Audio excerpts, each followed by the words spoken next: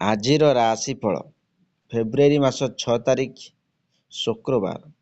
ଚାଲନ୍ତୁ ଜାଣିବା ଆଜିର ପଞ୍ଚାଙ୍ଗ। ଫାଲ୍ଗୁନ ମାସ କୃଷ୍ଣପକ୍ଷ, ତିଥି ପଞ୍ଚମୀ ରାତ୍ରି 1:16 ଗତେ ଷଷ୍ଠୀ, ନକ୍ଷତ୍ର ହସ୍ତା ରାତ୍ରି 12:53 ଗତେ ଚିତ୍ରା, ଚନ୍ଦ୍ର କନ୍ୟା, ଯୁଗ ଧୃତି।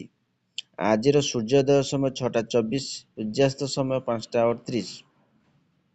ବୃଷ ରାଶିର ଘାତ ଚନ୍ଦ୍ର, ବିଛା ଧନୁ, ମୀନ ରାଶିର ଘାତ ବାର। କାଳ ବେଳା ଓ ବାର ବେଳା ଦିବା 9:06 ଗତେ 11:50 ମଧ୍ୟରେ, ବିଶୁଦ୍ଧି ଅମୃତ ବେଳା ଦିବା 8ଟା ମଧ୍ୟରେ ଓ 8:47 ଗତେ, 9:05 ମଧ୍ୟରେ, 1:35 ଗତେ, 3:12 ମଧ୍ୟରେ। ବିଶୁଦ୍ଧି ବା ମହେନ୍ଦ୍ର ବେଳା ରାତ୍ରି 10:23 ଗତେ 11:13 ମଧ୍ୟରେ। ଆଜି ବେଲଭକ୍ଷଣ ନିଷେଧ। ଚାଲନ୍ତୁ 12ଗୋଟି ରାଶିର ନାମ ଜାଣିବା ଏବଂ କେମିତି ରହିଛି ଆପଣଙ୍କ ଦିନ ସେ ବିଷୟ ଜାଣିବା ପୂର୍ବରୁ ଭିଡ଼ିଓଟି ଭଲ ଲାଗିଲେ ଲାଇକ୍ ସେୟାର ସବସ୍କ୍ରାଇବ୍ କରି ପାଖରେ ଥିବା ବେଲ୍ ଆଇକନ୍ ଦେବି ଅଲ୍ ନୋଟିଫିକେସନ୍ ଅନ୍ କରିବେ, ଯାହାଫଳରେ ନୂଆ ନୂଆ ଭିଡ଼ିଓ ପାଇପାରିବେ। ପ୍ରଥମେ ଦେଖିବା ମେଷ ରାଶି ବ୍ୟକ୍ତିମାନଙ୍କ ପାଇଁ। ଆଜି କୋର୍ଟ କଚେରୀ ବିଷୟରେ ନ ପଡ଼ିବା ଉତ୍ତମ ହେବ। ମଧ୍ୟାହ୍ନ ପରେ ଆପଣ ଭଲ ଅନୁଭବ କରିବେ।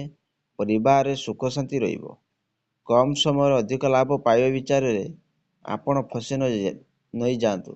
ଧ୍ୟାନ ରଖିବେ, ନୂଆ କାର୍ଯ୍ୟରେ ପ୍ରାରମ୍ଭ ଆଜି କରିପାରିବେ। ସେହିଭଳି ବୃଷ ରାଶି ବ୍ୟକ୍ତିମାନଙ୍କ ପାଇଁ ସନ୍ତାନ ସମ୍ବନ୍ଧିତ ଶୁଭ ସମାଚାର ଆପଣଙ୍କୁ ମିଳିବ।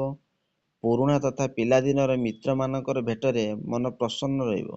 ନୂଆ ମିତ୍ର ମଧ୍ୟ ବନିବାର ବହୁତ ସମ୍ଭାବନା ଅଛି। ବ୍ୟବସାୟୀ ଆର୍ଥିକ ରୂପରେ ବହୁତ ଲାଭ ହେବ। ମଧ୍ୟାହ୍ନ ପରେ ଭାବିଚିନ୍ତି କାର୍ଯ୍ୟ କଲେ ସୌଫଳ ପାଇବେ। ସେହିଭଳି ଦେଖିବା ମିଥୁନ ରାଶି ବ୍ୟକ୍ତିମାନଙ୍କ ପାଇଁ ଆଜିର ଦିନ ଲାଭଦାୟକ ଅଟେ। ବ୍ୟବସାୟୀ କ୍ଷେତ୍ରରେ ଅଧିକାରୀଗଣଙ୍କର କୃପା ଦୃଷ୍ଟି ଆପଣଙ୍କ ପ୍ରଗତିର ମାର୍ଗ ଖୋଲିବ। ବ୍ୟାପାରରେ ଆୟ ବଢ଼ିବାର ସମ୍ଭାବନା ଅଛି। ପିତା ଏବଂ ବଡ଼ଙ୍କର ଆଶୀର୍ବାଦରେ ଲାଭ ହେବ। ମଧ୍ୟାହ୍ନ ପରେ ମିତ୍ରମାନଙ୍କ ଠାରୁ ସାହାଯ୍ୟ ମିଳିପାରେ। କୌଣସି ସାମାଜିକ କାର୍ଯ୍ୟରେ ଯୋଗ ଦେବାକୁ ପଡ଼ିପାରେ।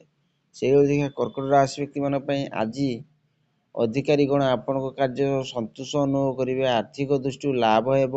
ବାଣୀ ବ୍ୟବହାର ନିୟନ୍ତ୍ରଣ ରଖିବା ଉଚିତ। ବ୍ୟାପାରରେ ବିଘ୍ନ ଆସିବାର ଆଶଙ୍କା ଅଛି। ମଧ୍ୟାହ୍ନ ପରେ ବ୍ୟବସାୟିକ କ୍ଷେତ୍ରରେ ଆପଣଙ୍କ ପାଇଁ ପରିସ୍ଥିତି ଅନୁକୂଳ ରହିବ। ସେହିଭଳି ସିଂହ ରାଶି ବ୍ୟକ୍ତିମାନଙ୍କ ପାଇଁ ଆଜି କ୍ରୋଧ ଏବଂ ବାଣୀ ଉପରେ ନିୟନ୍ତ୍ରଣ ରଖନ୍ତୁ। ସ୍ୱାସ୍ଥ୍ୟର ଧ୍ୟାନ ରଖିବେ।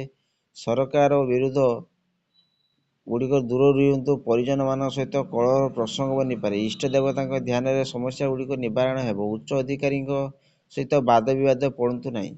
ସେହିଭଳି ଦେଖିବା କନ୍ୟା ରାଶି ବ୍ୟକ୍ତିମାନଙ୍କ ପାଇଁ ଆଜି ଆକସ୍ମିକ ଅର୍ଥ ଖର୍ଚ୍ଚ ହୋଇପାରେ। ସକାଳେ ହିଁ ମିତ୍ରମାନଙ୍କ ସହିତ ବୁଲିବାକୁ, ଖାଇବା ପିଇବା ଏବଂ ମନୋରଞ୍ଜନ ଦିନ ବିତିବ। ଭାଗୀଦାରୀ ସହିତ ସମ୍ବନ୍ଧ ଭଲ ରହିବ, ପରନ୍ତୁ ମଧ୍ୟାହ୍ନ ପରେ ଆପଣଙ୍କୁ ପ୍ରତିକୂଳତାର ସାମ୍ନା କରିବାକୁ ପଡ଼ିପାରେ। ସ୍ୱାସ୍ଥ୍ୟର ଧ୍ୟାନ ରଖିବେ।